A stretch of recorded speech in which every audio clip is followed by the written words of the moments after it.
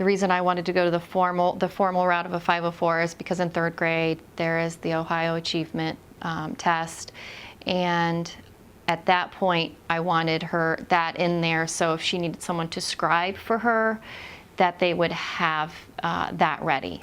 I go in every year to the school, sometimes 2 or 3 times a year, just to see, how she's doing, and we tweak the 504 or just talk about what she needs, and we've changed it every year.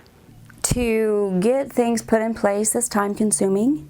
It does take a while to hold all the meetings for the 504 plans and things like that, accommodations to be put in play.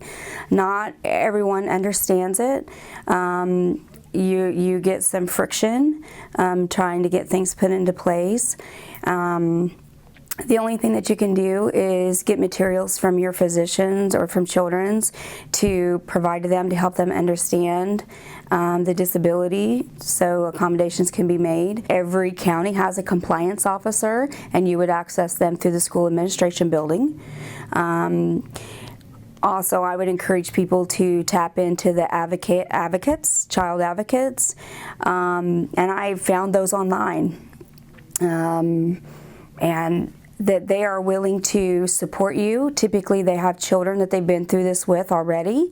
They work for an organization, they're free to you. We decided to get a 504 for Catherine because she was going into high school, and at this time we just felt it was appropriate for her to have plans in place and steps in place at school for her to be comfortable with her arthritis, and that would help facilitate if she were to get a flare and need things more accessible for her during that time.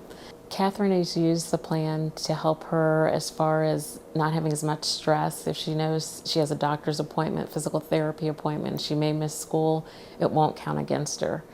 The steps that we used to put it in place for Catherine was, first we talked with Jana Lee at Children's, and she wrote a letter stating Catherine's diagnosis.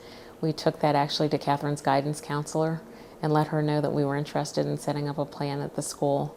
And she got in touch with Children's, and they coordinated efforts. And then we met with Catherine's teachers and guidance counselor and had a roundtable discussion and talked about things that we would like to see put in place in the plan. Catherine was actually present, so she got to be a participant and talk to her teachers and put it in place literally that day with the teachers involved. So it took a full circle of folks to get everything in place, but once we got it in place, it's been a very smooth process.